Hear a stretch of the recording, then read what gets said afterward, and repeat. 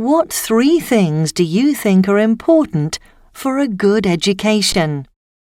Having a family that values education, having exciting, inspiring teachers, and putting aside time to study. I think a broad range of subjects is important to cover a lot of different areas, and I think a good environment, school environment or a college environment, and good teachers is most important, I think.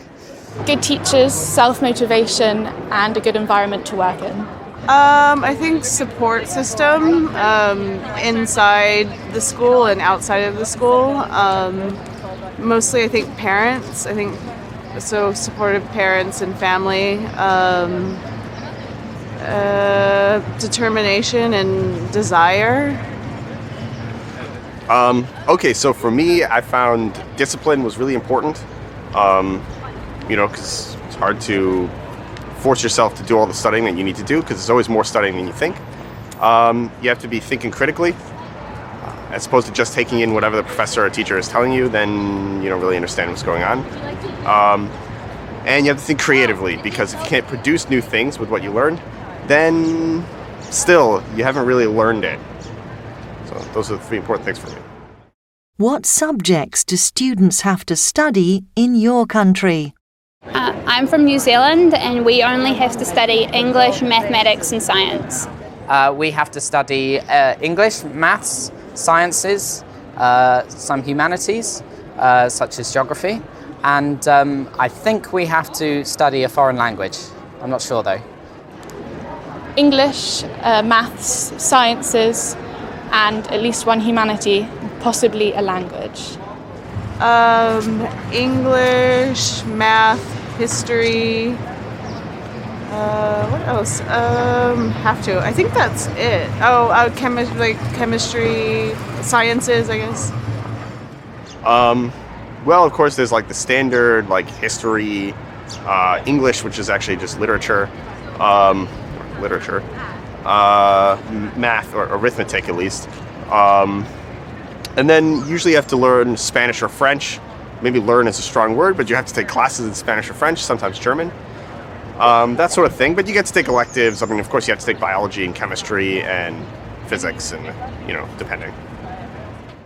How long do pupils have to stay in school in your country? In New Zealand you must stay in school until you're 16, but most people stay until they're about 18. I think we have to stay up until the age of 16. We did when I was at school. Pupils normally begin school at 4 or 5 and they finish school around 17, 18. Until 18. It's usually from 5 until 17 or 18. How do you greet people in your country? With a handshake or a kiss on the cheek or a hug. Well, I am from Gothenburg in Sweden, and it's a little bit different to here in the UK. I usually shake hands and say good morning or hello or good afternoon, depending on the time of day. I shake hands with men, and when I greet a woman who I know, I kiss her on both cheeks. If it's a woman I don't know, I would shake her hand. It's usually a casual hello. If it's a formal, it's a handshake. And if it's a good friend, it's hugs and kisses. How do you greet your friends, family, and colleagues? Colleagues will shake hands. Male friends, we hug. Female friends, we kiss on the cheeks. In Sweden, we greet by hugging, whereas here in the UK, you greet by kissing on the cheeks. Colleagues, it's the same. We shake hands. Family we greet by hugging. Colleagues, it depends. Colleagues I don't know well, it's the shaking hands. Because of the line of work I do, colleagues that I'm very close to, it's like they're close friends, so we might hug. Friends and family, a hug, kiss, kiss on both cheeks. My dad actually kisses me on both cheeks when he sees me. Colleagues, always a handshake. Oh, family and friends, it's hugs and kisses. The grandchildren jump up on me. My daughter and son, we just hug and kiss. If I'm close to them, have a good, warm relationship, again, it's a hug and a kiss. Otherwise, if it's more professional, it's a handshake. Are the rules the same for men and women? No, women are less formal. Women will kiss friends and maybe in business shake hands, but lot less formal. Yes, the rules are the same for both men and women. Yes, actually. At least in my part of the country. No, at work? No, they're different. I think there's different greetings, but it depends on the situation. In terms of greeting, I think so. Do you enjoy eating home-cooked food or eating in a cafe, restaurant? I prefer to eat out. I prefer to eat home-cooked food, but I cannot cook, so I eat out a lot in restaurants. I actually enjoy home-cooked food more, but I rarely get it. I prefer to eat in a restaurant. I love eating out, but I think it's just good to eat at home as well. Living in New York, you can eat out all the time, but it's a nice discipline just to eat in, spend some time, make something really nice.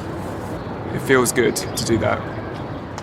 I love home-cooked food. I love gathering around a table and being with family. The last home-cooked meal I had was at my daughter's house. It was king crab legs, put the newspaper out on the table. We got buttery and gooey, and it was wonderful.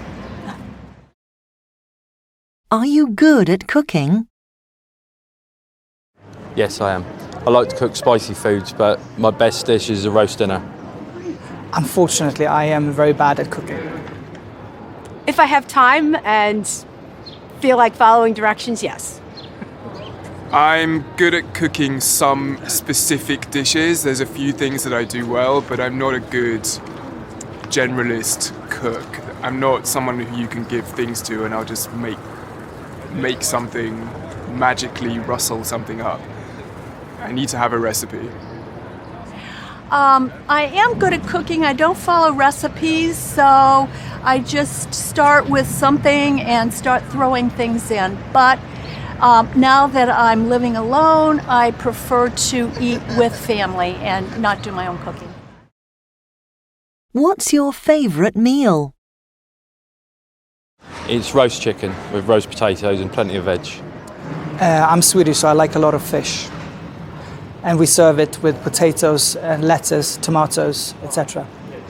My favorite meal would probably be, schnitzel, Wiener Schnitzel. I really love risotto. I love Thai food, and I love simple food, and salads and meat, chicken, simple food.